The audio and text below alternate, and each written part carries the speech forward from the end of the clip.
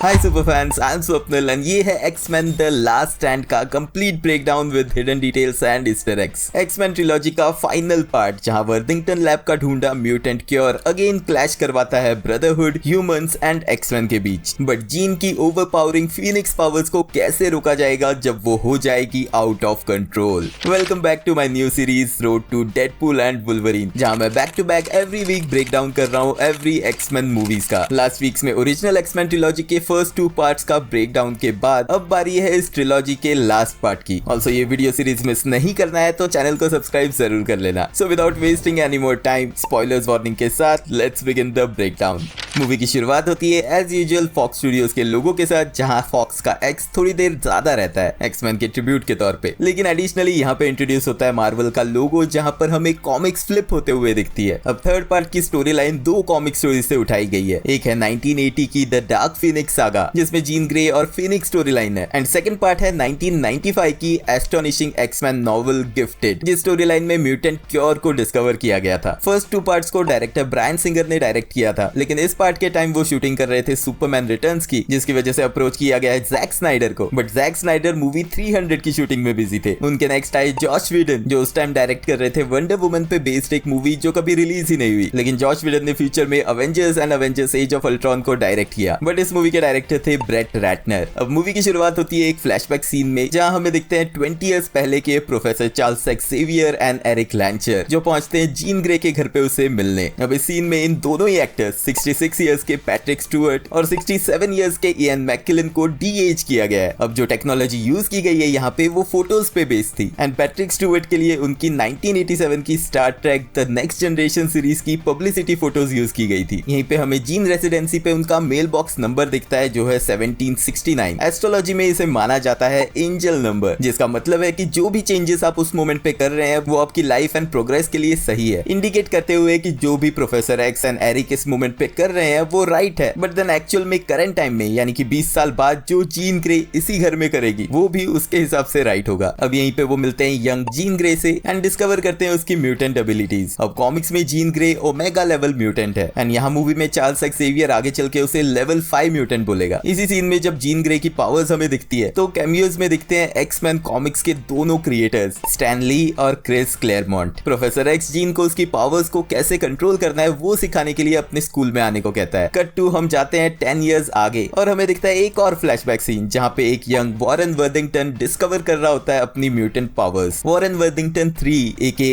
Angel 1963 में X Men issue 1 में first time publish हुए एक्समैन कैरेक्टर्स में से एक था। उसकी पावर्स में आते हैं उसके विंग्स, जो ओरिजिनली फेदर्ड थे, जो इस मूवी में देखने मिले हैं, लेकिन आगे चल के जब वो आर्क एंजल में चेंज हुआ था तब उसे मिले थे मेटालिक विंग्स, जो हमें फ्यूचर की एक्समैन मूवी में देखने मिलेगा। उसका फादर उसकी पीठ पे ग्रो होते विंग्स देख के शॉक हो जाता है, जिसके बाद शुरू होता है टाइटल, एंड इसी के थ्रू हमें दिखाया जाता है वर्थिंगटन लैब्स में म्यूटेंट क्योर रिसर्च करते हुए। फिर करंट टाइम में हम पहुंचते हैं जेवियर स्कूल में, जहां कुछ एक्समैन के अंडर कुछ म्यूटेंट्स फाइट कर रहे हैं एक अपोकैलिप्टिक बैटल, जो एक्चुअल में उनका ट्रेनिंग सेशन उनके डेंजर रूम में, वही ट्रेनिंग फैसिलिटी जहां एक्समैन प्रैक्टिस करते हैं। इन एक्समैन मेंबर्स में हमें दिखते हैं आइसमैन, कोलोसस, किटी प्राइड, रोग एंड उनके लीडर्स के रूप में स्टॉर्म एंड वुल्वरीन। अब कॉमिक्स में इनिशियली डेंजर रूम में मैकेनिकल टूल्स से प्रैक्टिस करवाई जाती थी, लेकिन आगे चल के इसे होलोग्राफिक बना दिया गया था, एंड मूवी में भी इसे होलोग्राफिक सिमुलेशंस ही दिखाया गया है। यहीं पे एक सीन में वुल्वरीन, जो इस फाइट को बिल्कुल सीरियसली नहीं ले रहा होता, वो अपनी सिगार जलाते हुए दिखता है, एंड क्योंकि ये सिगार भी होलोग्राफिक है इसलिए वो लाइट नहीं होती। इस प्रैक्टिस सेशन से बोर होकर वुल्वरीन कोलोसस से कहता है कि उसे अटैकर पे थ्रो करने के लिए 1976 की एक्समैन इशू 100 में फर्स्ट टाइम ये मूव यूज किया गया था, जिसका नाम है फास्ट बॉल स्पेशल, एंड यही मूव मूवी के क्लाइमैक्स सीन में अगेन यूज किया जाएगा। अब वुल्वरीन जिसे मारता है यहाँ पे उसका सिर आके गिरता है, एंड हमें दिखता है कि वो था एक सेंटिनल रोबोट। कॉमिक्स में सेंटिनल्स को भी 1965 की द एक्समैन इशू 14 में ही क्रिएट किया गया था, जो प्रोग्राम रोबोट्स क्रिएट ही किए गए हैं म्यूटेंट्स को लोकेट करके उन्हें मारने के लिए। ये फिर से हमें दिखेंगे X Men days of future past में, एंड वैसे ये एक्समैन द एनिमेटेड सीरीज में मल्टीपल बार दिख चुके हैं और करेंटली चल रही एक्समैन 97 सीरीज में भी दिख रहे हैं। मेंशन में दूसरी तरफ साइक्लॉप्स, जो पिछले पार्ट में जीन ग्रे को खो चुका है, वो काफी दुखी होता है, एंड वो लोगन को अपनी जगह पढ़ाने को कह के निकल जाता है जीन को ढूंढने। इसके अपोजिट व्हाइट हाउस में हमें इंट्रोड्यूस इंट्रोड्यूस किया जाता है फर्स्ट टाइम कॉमिक्स में दिखे बीस्ट यानी कि डॉक्टर हैंक मैकॉय से। 1965 की ओरिजिनल एक्समैन टीम में इंट्रोड्यूस लास्ट मेंबर बीस्ट ही था, जिसके पास फिजिकल स्ट्रेंथ के साथ साथ जीनियस लेवल इंटेलेक्ट है एंड ऑफ कोर्स उसकी ब्लू स्किन। अब ये फाइनली फर्स्ट मूवी है जहां ओरिजिनल टीम के सभी मेंबर्स हमें देखने मिलते हैं, ऑल्दो साइक्लॉप्स सिर्फ कुछ देर के लिए। यहाँ पर बीस्ट के हाथ में जो मैगजीन है वो एक्चुअल में रियल वर्ल्ड की साइंटिफिक अमेरिकन मैगजीन है, जिसमें ये इशू अक्टूबर 2005 में पब्लिश हुआ था। यहीं पे उसे बताया जाता है कि प्रेसिडेंट और टास्क उससे मिलना चाहते हैं क्योंकि उन्होंने मैग्नीटो की राइट हैंड वुमन मिस्टीक को पकड़ लिया है। अब जब वो इस मीटिंग में आता है तब उसे बताया जाता है म्यूटेंट क्योर डेवलपमेंट में है। जिस फाइल में हमें दिखता है वो लड़का लीच, जिसके थ्रू ये क्योर निकाला जाएगा। कॉमिक्स में लीच एक्चुअल में मॉरलॉक ग्रुप का एक मेंबर है, बट उसकी स्किन ग्रीन कलर थी एंड यहाँ पे उसे नॉर्मल ह्यूमन लुकिंग लड़का दिखाया गया है, लेकिन उसकी पावर्स सेम है। वो उसके आसपास आने वाले किसी भी म्यूटेंट की पावर्स को ब्लॉक कर सकता है एंड इसीलिए उसी के डीएनए के थ्रू ये क्योर डेवलप किया गया है। यहीं पे हमें देखने मिलती है मिस्टीक और उसका इंटेरोगेशन सीन। यहाँ जब उसका इंटेरोगेटर उसे उसके ह्यूमन नेम रेवन से बुलाता है तो मिस्टीक कहती है कि I don't respond to my slave name. अब ये रेफरेंस है उस टाइम चल रही ब्लैक कम्युनिटी के स्ट्रगल के ऊपर, जिनमें specially popular leader Malcolm little ने अपना नाम मैल्कम लिटिल से मैल्कम एक्स कर लिया था क्योंकि वो नाम उन्हें एज अ स्लेव मिला था। तो इन सिविल राइट मूवमेंट्स का भी यहाँ पे रेफरेंस दिया गया है। मेंशन में वापस प्रोफेसर बच्चों को पढ़ाते हुए स्क्रीन पे एक वीडियो दिखाता है जिसमें उसकी कलीग डॉक्टर मोएरा मैकटैगर्ट दिखती है। अब इस सीन को याद रखना बिकॉज एंड क्रेडिट्स के लिए ये काफी इंपॉर्टेंट रहेगा। यहीं पे बीस्ट पहुंचता है और उन्हें इन्फॉर्म करता है म्यूटेंट क्योर के बारे में। यहीं पे सामना होता है हैंक का वुल्वरीन से एंड इन दोनों की छोटी सी अनबन होती है क्योंकि वुल्वरीन उसे फर बॉल बुलाता है। इस मोमेंट पे हैंक कहता है I was fighting for mutant rights since before you had clause, hinting कि हैंक उससे काफी बड़ा है उम्र में। लेकिन ये टेक्निकली ट्रू नहीं है क्योंकि कॉमिक्स में एंड देन इस सीरीज की एक्समैन ओरिजिन्स वुल्वरीन में ये रिवील होगा कि लोगन का बर्थ हुआ था 1832 में एंड हैंक मैकॉय का काफी बाद, जिसका मतलब है कि लोगन उससे काफी ज्यादा बड़ा है उम्र में। अब थोड़ी देर बाद ही टीवी पे अनाउंस होता है वर्थिंगटन लैब का डिस्कवर्ड क्योर, जिसे लेके कोई भी म्यूटेंट ह्यूमन बन सकता है एंड रोग इस क्योर को लेने के लिए काफी इंटरेस्टेड है क्योंकि उसकी पावर्स की वजह से वो किसी को टच नहीं कर सकती, स्पेशली आइसमैन को। अब इस अनाउंसमेंट के बाद कुछ म्यूटेंट्स काफी खुश होते हैं, वहीं कुछ काफी नाराज, स्पेशली मैग्नीटो जिसका बिलीफ है कि क्योर इन्वेंट ही किया गया है म्यूटेंट काइंड को वाइप आउट करने के लिए। वो इकट्ठे करता है कुछ ऐसे ही म्यूटेंट्स एंड उन्हें उकसाता है इसके अगेंस्ट फाइट करने के लिए। इसी हॉल के बाहर स्ट्रीट पे हमें दिखता है एक पोल एंड उस पे लगा पोस्टर नो ह्यूमंस अलाउड का, जो रेप्लिकेट करता है एक्समैन 97 की स्टार्टिंग का फर्स्ट सीन, जहां इसी तरह का पोस्टर लगा था इसी तरह की अंधेरी गली के बाहर वाले पोल पे। यहीं पे वो मिलता है एक टीम द ओमेगा जिन्हें लीड करती है कैलिस्टो। कैलिस्टो को 1983 की द अनकैनी एक्समैन इशू 169 में इंट्रोड्यूस किया गया था, जो एक्चुअल में म्यूटेंट कम्युनिटी मॉरलॉक्स की लीडर है। अब इस कैरेक्टर की स्टोरी और पावर्स यहाँ पे चेंज करी गई है। कैलिस्टो की मेन पावर है किसी भी प्रॉब्लम का टैक्टिकल सॉल्यूशन ढूंढना, लेकिन यहाँ पे उसे दी गई है सुपर स्पीड, जो पावर एक्चुअल में क्विकसिल्वर की थी, प्लस किसी भी म्यूटेंट को डिटेक्ट करने की एबिलिटी, जो कॉमिक्स में कैलिबन या फिर सेज के पास थी। इसी द ओमेगा ग्रुप के मेंबर्स है साइलॉक, आर्कलाइट और किड ओमेगा, जिनकी पावर्स टाइम आने पे हमें दिखेंगी। कैलिस्टो की चेस्ट पे उनके ग्रुप के नाम ओमेगा का सिंबल टैटू है। कॉमिक्स में ओमेगा लेवल म्यूटेंट सबसे पावरफुल होते हैं, जिनमें magneto, Wanda Maximoff, Jean Grey जैसे म्यूटेंट्स हैं। यहीं जब कैलिस्टो मैग्नीटो से कहती है कि उसके ऊपर कोई टैटू क्यों नहीं है, तो वो उसे अपना नंबर वाला टैटू दिखाता है जो उसे मिला था बचपन में हॉलोकॉस्ट के दौरान उसके प्रिजन में। एंड मैग्नीटो कहता है कि no needle shall ever touch my skin again. अब आयरॉनिकली मूवी के एंड में म्यूटेंट क्योर उसकी बॉडी में नीडल के थ्रू ही दिया जाता है, लेकिन इन सबको इकट्ठा करके वो पहले छुड़ाने जाता है मिस्टीक को। यहाँ हैंक मैकॉय पहुंचता है वर्थिंगटन लैब में मिलने उस यंग लड़के जिम्मी से। वर्थिंगटन लैब सेट है अल्केट्राज आइलैंड के बीचों बीच। मूवी में इसे दिखाया गया है एक मिलिट्री प्रिजन एंड अल्केट्राज वैसे एक फेडरल प्रिजन थी रियल वर्ल्ड की, जो इस मोमेंट तक एक टूरिस्ट अट्रैक्शन बन चुकी थी। यस, अल्केट्राज वही लोकेशन है जिसे लोकी सीजन 2 में हमने देखा था, जहाँ पे कैप्चर्ड था केसी। जिम्मी अपने रूम में बैठ के खेल रहा है गेम एक्सबॉक्स पे and yes, Xbox gaming console 2001 में ही लॉन्च हो चुका था। यहीं पे हमें जिम्मी की पावर्स का डेमो देखने मिलता है जब हैंक अपना हाथ उसकी तरफ बढ़ाता है। दूसरी तरफ साइक्लॉप्स पहुंचता है अल्कली लेक पे एंड एक विजन के थ्रू उसे दिखती है जीन ग्रे इसी लेक के अंदर। जब वो अपनी एनर्जी बीम्स पानी में मारता है तो एमर्ज होती है जीन ग्रे, लेकिन उसकी ऑल्टरनेट पर्सनैलिटी फीनिक्स के रूप में। उसे देख के साइक्लॉप्स शॉक हो जाता है एंड उनके किस करने के दौरान ही जीन उसे मार देती है विदाउट रियलाइजिंग। साइक्लॉप्स की डेथ ऑफ स्क्रीन दिखाई गई है, लेकिन वो कैसे मरता है वो हमें प्रोफेसर एक्स की डेथ के टाइम पता लगेगा। एक्समैन साइक्लॉप्स को ढूंढते हुए पहुंचते हैं अल्कली लेक पे, जहाँ पे उन्हें मिलती है जीन जो अनकॉन्शियस है, लेकिन साइक्लॉप्स उन्हें कहीं नहीं मिलता, सिर्फ मिलती है उसके सनग्लासेस। अब ये सनग्लासेस है ब्रांड ओकले के पेनी मॉडल एंड ये आपको अमेजन पे अभी भी मिल जाएंगे। ऑल्सो जो हैंक मैकॉय पहनता है वो है ओकले के Y3 ग्लासेस। जीन को वापस लाया जाता है जेवियर स्कूल में एंड एक्सेवियर उसे ऑब्जर्व करके लोगों को बताता है कि उसे ओवरटेक कर लिया है उसकी पर्सनैलिटी फीनिक्स ने। यही वो पर्सनैलिटी है जिसे जेवियर ने उसके माइंड में ही ब्लॉक कर दिया था एंड अगर ये उसे फिर से ओवरटेक कर लेगी तो जीन अनकंट्रोलेबल और काफी डेंजरस हो जाएगी। ऑफ कोर्स यहाँ कॉमिक्स से प्लॉट को काफी चेंज किया गया है। कॉमिक्स में फीनिक्स एक एलियन पावर थी जिसने जीन की बॉडी को अपना घर बनाया था, लेकिन यहाँ पे इसे स्प्लिट पर्सनैलिटी के रूप में दिखाया गया है। बैक टू सैन फ्रांसिस्को के वर्थिंगटन लैब में वर्थिंगटन का बेटा वॉरेन पे चल रहा होता है एक्सपेरिमेंट उसी क्योर का। यहाँ पर जिस केस से उसकी मेडिसिन निकाली जाती है उसके ऊपर लिखा है XM89248 जो रेफरेंस है 1989 में रिलीज्ड अनकैनी एक्समैन इशू 248 का। बट इस कॉमिक्स में ना ही एंजल था ना ही इस क्योर का कोई जिक्र, तो ये रेफरेंस किस लिए डाला समझ नहीं आया। लास्ट मोमेंट पे वॉरेन इस क्योर को लेने से मना करता है और अपने विंग्स ओपन करके न्यूयॉर्क की सिटी में उड़ जाता है। अब एंजल के विंग्स जो यहाँ दिखाए गए हैं वो इनिशियली प्रॉप में काफी हैवी थे, जिसके बाद इन्हें रीमेड किया गया था फोम के विंग से। अब ये सीन जिस बिल्डिंग में शूट हुआ है वो है Sheraton hotel wall centre Vancouver Canada का। इसी के पैरेलल सेंट एंड्रूज का वेस्ली चर्च है। X2 में दिखा वही चर्च जहां gene and storm night crawler को पकड़ते हैं। मैग्नीटो कैलिस्टो की मदद से मिस्टीक के प्रिजन कॉन्वॉय को डिटेक्ट करता है एंड इस पे अटैक करके वो छुड़ाता है मिस्टीक को। यहीं पे एडिशनली 2 और प्रिजनर्स को वो छुड़ाते हैं, जिनमें पहला है जेम्स आर्थर मैड्रॉक्स एके मल्टीपल मैन जो इंट्रोड्यूस हुआ था 1975 की जायंट साइज फैंटास्टिक 4 इशू 4 में। मल्टीपल मैन का नाम उसकी म्यूटेंट एबिलिटीज बताता है जो है इंस्टेंटली अपने डुप्लीकेट्स क्रिएट करना। एंड सेकंड म्यूटेंट जो छुड़ाते हैं वो है जगरनॉट जो फर्स्ट टाइम अपीयर हुआ था 1965 की एक्समैन इशू 12 में। अब यहाँ मूवी में इसे एक म्यूटेंट दिखाया गया है, लेकिन कॉमिक्स में केन मार्को एके जगरनॉट एक ह्यूमन था जिसे उसकी पावर्स मिली थी एक मिस्टिकल एंटिटी सिटोरैक के स्टोन से जो उसे देती है सुपर ह्यूमन स्ट्रेंथ एंड वो फिजिकल अटैक से ऑलमोस्ट इम्यून है। ऑल्सो उसका हेलमेट उसे मेंटल अटैक से भी बचाता है। कॉमिक्स में वो स्टेप ब्रदर है प्रोफेसर एक्स का एंड ब्रदरहुड का मेंबर रहा है। अब जगरनॉट का ये कैरेक्टर बहुत बार ये डायलॉग बोलते हुए दिखता है,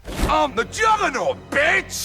अब ये डायलॉग एक्चुअल में इंस्पायर्ड है एक्समैन द एनिमेटेड सीरीज की एक पैरोडी वीडियो पे, जहाँ पे जगरनॉट की इस लाइन को वॉइस ओवर में डब किया गया था। यही मैग्नीटो पे टारगेटेड क्योर शॉट के बीच में आ जाती है मिस्टीक एंड इंस्टेंटली उसकी पावर्स चली जाती है, जिसके बाद मैग्नीटो उसे अबैंडन कर देता है एंड मिस्टीक के एक्सप्रेशंस ये दिखाते हैं कि वो मैग्नीटो से कितनी डिसअपॉइंटेड है, जिसका बदला वो आगे चल के लेगी। व्हाइट हाउस में हैंक मैकॉय को जब पता चलता है कि क्योर को वेपन की तरह यूज किया जा रहा है तो वो रिजाइन कर देता है। स्कूल में जब जीन को होश आता है तो वुल्वरीन भी वही होता है एंड अब वो उसे भी किस करती है, बट वुल्वरीन समझ जाता है कि कुछ गड़बड़ है एंड वो उसे रोक के साइक्लॉप्स के बारे में पूछता है, जिसके बारे में जीन को कुछ भी याद नहीं है। एंड अगेन उसकी पावर्स आउट ऑफ कंट्रोल होने लगती है एंड वो एज जीन वुल्वरीन से कहती है उसे मारने के लिए, जो चीज फोरशैडो करती है इस मूवी के क्लाइमैक्स एंड एंडिंग को। But then Phoenix personality again overtake कर लेती है और वो वुल्वरीन को हिट करके मैंशन से भाग जाती है। मैग्नीटो के टेम्परेरी बेस में कैलिस्टो उसे इन्फॉर्म करती है कि उसने एक क्लास 5 म्यूटेंट को लोकेट किया है जो मैग्नीटो से भी ज्यादा पावरफुल है। मैग्नीटो समझ जाता है कि वो जीन ही है एंड वो प्लान करता है उसे अपनी टीम में लेने का। एक्स मैंशन में स्टॉर्म और प्रोफेसर एक्स भी डिस्कवर करते हैं भागी हुई जीन को और एक्समैन की तरफ से प्रोफेसर एक्स, स्टॉर्म और वुल्वरीन पहुंचते हैं उसके घर, जहां वो पाते हैं मैग्नीटो और उसके ब्रदरहुड के जगरनॉट और कैलिस्टो को भी। जीन से बात करने सिर्फ प्रोफेसर और मैग्नीटो ही घर के अंदर जाते हैं एंड इस कन्वर्सेशन में जीन को प्रोफेसर एक्स कन्विंस करने की कोशिश कर रहे होते हैं अपनी पावर को कंट्रोल में रखने को। वहीं मैग्नीटो उसे भड़काता है कि प्रोफेसर ने उसकी पावर्स दबा के रखी है। यहीं जब जीन अग्रेसिव होती है और वुल्वरीन अंदर घुसने की कोशिश करता है तो हमें कैलिस्टो वर्सेस स्टॉर्म और वुल्वरीन वर्सेस जगरनॉट की फाइट का फर्स्ट डेमो देखने मिलता है। यहाँ दोनों विलेंस फाइट में जीतते हैं बिकॉज क्लाइमैक्स में उन्हें हारते हुए दिखाया जाएगा। इसी फाइट के एक सीन में जगरनॉट वुल्वरीन को सीलिंग तोड़ते हुए ऊपर फेंकता है एंड वो दूसरे रूम की सीलिंग तोड़ते हुए वापस नीचे गिरता है। अगर नॉर्मल इंसान होता तो वो ऊपर ही सीलिंग पे गिरा रहता, बट बिकॉज वुल्वरीन की बॉडी में एडमेंटियम मेटल है जो उसे काफी डेंस बनाता है, एक तरह से एक मेटल रैकिंग बॉल की तरह जो सीलिंग तोड़ते हुए ही नीचे गिरता है। लेकिन फिनिक्स पर्सनैलिटी जीन को टोटली टेक ओवर कर लेती है और प्रोफेसर एक्स को टोटली वेपराइज करके मार देती है। अब ये सीन मैच करता है अवेंजर्स इन्फिनिटी वॉर में थैनोस के स्नैप की वजह से वेपराइज होते हुए सभी ह्यूमंस एंड सुपर हीरोज के सीन से, लेकिन यहाँ पे ये जीन की मैटर कंट्रोल करने की पावर्स की वजह से था और वहां पर इन्फिनिटी स्टोन्स की वजह से। प्रोफेसर की डेथ के बाद मैग्नीटो उसे अपने साथ ले जाता है एंड स्कूल में सभी चार्ल्स एक्सेवियर के मरने का शोक मनाते हैं। इसी रात को आइसमैन किटी प्राइड को ले जाता है आइस स्केटिंग करने ताकि उसे खुश कर सके। अब साइड बाय साइड अगेन एक लव ट्रायंगल यहाँ भी चलता है जो है किटी प्राइड, आइसमैन एंड रोग के बीच, क्योंकि रोग आइसमैन को टच नहीं कर सकती, इसलिए उनमें डिस्टेंस बढ़ चुका है, जो मूवी के फर्स्ट डेंजर रूम वाले सीन में ही देखने मिल गया था। एंड जब वो उसे फिर से किटी प्राइड के साथ देखती है, तब वो डिसाइड कर लेती है म्यूटेंट क्योर लेने का। स्कूल में पहुंचता है वॉरेन भी, जो अब यहीं रहना चाहता है अपनी नई लाइफ शुरू करते हुए। इसी बीच अब वुल्वरीन को भी जीन की विजन्स दिखती है और वो चला जाता है उसे ढूंढने। मैग्नीटो के अंडर ब्रदरहुड कई क्लिनिक्स पे अटैक करता है जो म्यूटेंट क्योर दे रहे हैं। यहीं पे एक सीन में पायरो वर्सेस आइसमैन की फर्स्ट बैंटर देखने मिलती है। अगेन इन दोनों की फाइट को फोरशैडो करते हुए जो क्लाइमैक्स बैटल में देखने मिलेगी। मैग्नीटो टीवी के थ्रू एक थ्रेट अनाउंस करता है कि एक वॉर आ रहा है और जो भी म्यूटेंट्स उनके साथ है वो सेफ रहेंगे, बाकियों को उनके रास्ते से दूर रहने को कहता है। इसी के पैरेलल यूएस आर्मी अपनी मेटल गन स्वैप करते हुए दिखती है प्लास्टिक गन्स के साथ। यहीं पे एक कार्ट्रिज बॉक्स पे नंबर है XM92, जो ऑफ कोर्स रेफरेंस है एक्समैन द एनिमेटेड शो जो शुरू हुआ था 1992 में ही। ब्रदरहुड के साथ मिलकर मैग्नीटो ने अब काफी बड़ी म्यूटेंट आर्मी बना ली है जो अटैक करने की प्लानिंग कर रहे हैं वर्थिंगटन लैब्स पे, ताकि वो उस लड़के को ही मार दे जिसकी वजह से ये क्योर बन रहा है। यहीं पे जीन को ढूंढते हुए वुल्वरीन पहुंचता है और जंगल में उस पर अटैक करता है एक म्यूटेंट जो बोन स्पाइक्स थ्रो करता है उसके ऊपर। ये म्यूटेंट है 2000 की X Men evolution Spyke and speed में introduce Evan Daniels aka Spyke, जिसकी आंट है ऑरोरा मुनरो यानी कि स्टॉर्म। स्पाइक अपनी बॉडी से बोन स्पाइक्स क्रिएट करता है जो वो थ्रो करके हिट करता है। इसी म्यूटेंट को मारने के लिए वुल्वरीन एक पेड़ पे चढ़ता है और फिर वहां से बैक फ्लिप करता है। मूवी में ये वो फर्स्ट स्टंट था जो ह्यू जैकमैन ने खुद किया था, उनके स्टंट डबल ने नहीं। इसके अलावा आगे चल के मैग्नीटो वुल्वरीन को फॉरेस्ट में थ्रो करता है एंड वो स्टंट भी ह्यू जैकमैन ने खुद ही परफॉर्म किया था। वुल्वरीन जीन को ढूंढ लेता है, लेकिन उससे बात करने से पहले ही मैग्नीटो उसे रोक देता है अपनी मेटल कंट्रोल करने की एबिलिटीज से। इसी रात यूएस गवर्नमेंट इस कैंप की लोकेशन को पता करके अटैक करती है, बट यहाँ उन्हें मिलता है सिर्फ एक जेम्स मैड्रॉक्स जो अपनी मल्टीपल डुप्लीकेट से उन्हें फूल करता है। अब एक्समैन प्लान करते हैं खुद मैग्नीटो को रोकने का, जिसके लिए वो अपनी ये मेकशिफ्ट टीम बना के जाते हैं। इस टीम में है Wolverine, storm, beast, Colossus, kitty pride और आइसमैन। अब नेक्स्ट मॉर्निंग मैग्नीटो अपनी ब्रदरहुड की आर्मी के साथ वर्थिंगटन लैब्स की तरफ बढ़ता है अटैक करने। इसके लिए वो चढ़ते हैं गोल्डन गेट ब्रिज पे एंड मैग्नीटो अपनी पावर से इस ब्रिज के एक पोर्शन को तोड़ के उड़ा ले जाता है। ये ब्रिज वाला सीन बेस्ड है 2001 की कॉमिक्स न्यू एक्समैन इशू 147 पे, जहां पर इसी तरह से किया गया था मैनहट्टन और ब्रुकलिन ब्रिजेस के साथ, लेकिन मूवी में ये गोल्डन गेट ब्रिज है। इसी ब्रिज पे एक कार में दो बच्चे अगेन वीडियो गेम खेलते हुए दिखते हैं एंड इस टाइम ये एक्सबॉक्स नहीं सोनी का प्ले स्टेशन है। अब मैग्नीटो जब इस ब्रिज को मूव करता है तो उसके पीछे आउट ऑफ फोकस हम सभी म्यूटेंट्स और लोगों को हिलते हुए देख सकते हैं जो वाइब्रेशंस की वजह से हैं, लेकिन जगरनॉट और फिनिक्स नहीं हिलते। इसका रीजन है कि जगरनॉट के पास पावर्स है इनर्शिया को कंट्रोल करने की एंड फिनिक्स तो सभी मैटर को ही कंट्रोल कर सकती है। अब इस ब्रिज वाले सीक्वेंस को शूट करने के लिए आर्ट डिपार्टमेंट ने एक फुल स्केल का सेक्शन क्रिएट किया था गोल्डन गेट ब्रिज का, जिसकी लेंथ थी ऑलमोस्ट 94 फीट। इस पोर्शन के अलावा बाकी का बैकग्राउंड और स्ट्रक्चर डिजिटली क्रिएटेड था। अब मैग्नीटो इस ब्रिज को लैंड करता है अल्काट्राज आइलैंड के ऊपर एंड फाइनली शुरू होती है क्लाइमैक्स बैटल। इस अटैक में मैग्नीटो पायरो और जगरनॉट को पहले जाने से रोकता है, ये कहते हुए कि चेस में हमेशा पॉन्स पहले जाते हैं, बेसिकली सजेस्ट करते हुए कि वीकर म्यूटेंट्स का सैक्रिफाइस वो पहले करेंगे ताकि स्ट्रॉन्गर म्यूटेंट्स पीछे रह के फाइट कर सके। अब ऑब्वियसली ये रेफरेंस है इस ट्रिलॉजी में चार्ल्स एंड एरिक के चेस खेलने का, लेकिन साथ ही में यहाँ एक हिडन मीनिंग भी है। फर्स्ट मूवी के एंड में चार्ल्स एरिक को चेस में हराता है उसके किंग को एक पॉन के थ्रू चेकमेट देके, एंड ये चीज मैंने उस ब्रेकडाउन में भी डिस्कस की थी कि चार्ल्स उसे ये दिखाता है कि पॉन्स भी काफी इंपॉर्टेंट है एंड हर बार उनका सैक्रिफाइस करके जीता नहीं जा सकता। एंड इस पार्ट में चार्ल्स वो बात प्रैक्टिकली प्रूव करता है अपना सैक्रिफाइस मूवी की स्टार्टिंग में करके एंड एक्समैन यानी कि उसके पॉन्स को छोड़ देता है ये बैटल जीतने के लिए। बट देन एरिक ने अभी भी सीख नहीं ली है एंड उसकी थिंकिंग अभी भी वही है। बट यहाँ पे वो चीज एरिक के फायदे में आती है क्योंकि सोल्जर्स जब शूट करते हैं प्लास्टिक की गन से म्यूटेंट क्योर, तो आगे जाने वाले सभी म्यूटेंट्स क्योर हो जाते हैं और उनकी पावर्स चली जाती है। यहाँ पे मैग्नीटो बुलाता है एक म्यूटेंट आर्कलाइट को सोल्जर्स की गन्स डिस्ट्रॉय करने के लिए। फिलिपा सॉन्टैग 1986 की द अनकैनी एक्समैन इशू 210 में अपीयर हुई थी। वो एक म्यूटेंट है जो अपने हाथों से साइस्मिक फोर्स यानी कि शॉक वेव्स क्रिएट कर सकती है। कॉमिक्स में वो एक टीम मॉराडर्स की मेंबर है। यस, वही ग्रुप जो काम करता है mad scientist villain master sinister के लिए। एक्समैन 97 में दिख रहा मेन विलन। अब जब लगता है कि इस फाइट में ब्रदरहुड जीत जाएगा, तब पहुंचते हैं एक्समैन अपने ब्लैक जेट से। ब्लैक जेट में वुल्वरीन के साथ खड़ा बीस्ट कहता है, Oh, my stars and garters.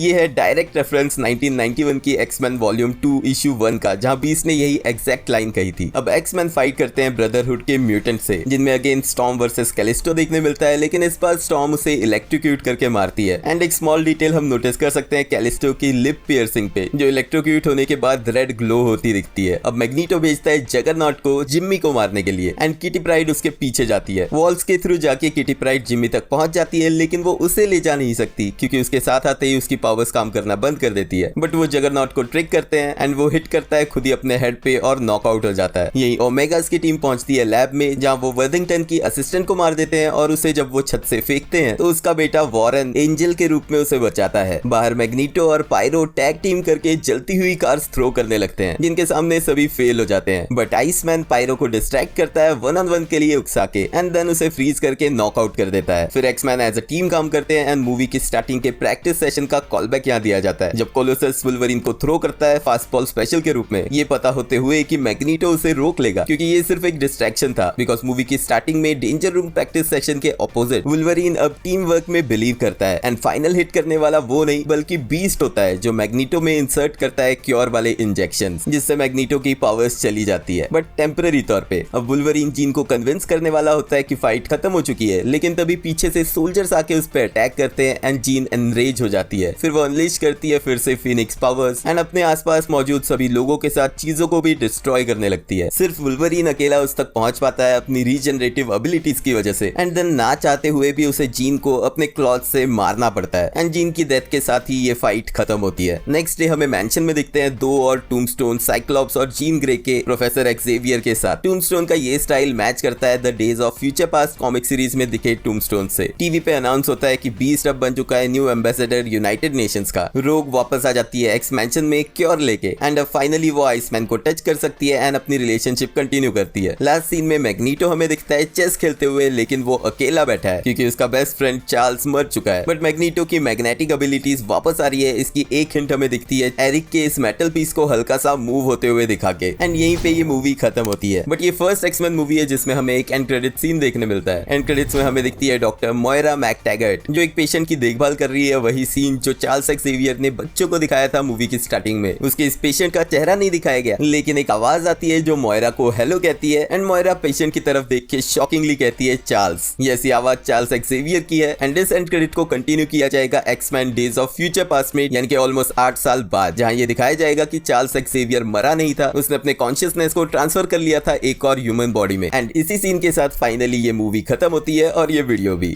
ये ब्रेकडाउन वीडियो आपको कैसा लगा मुझे कमेंट्स में लिख के जरूर बताना, और अगर आपने इस सीरीज के पिछले 2 ब्रेकडाउन वीडियोस नहीं देखे हैं तो वो भी एंड स्क्रीन से जरूर चेकआउट कर लेना। ऑल्सो फीचर वीडियोस मिस नहीं करने हैं तो सब्सक्राइब भी कर लेना, एंड वीडियो एंड तक देख रहे हो तो लाइक भी कर देना क्योंकि वो एकदम फ्री है। मिलते हैं नेक्स्ट वीडियो में।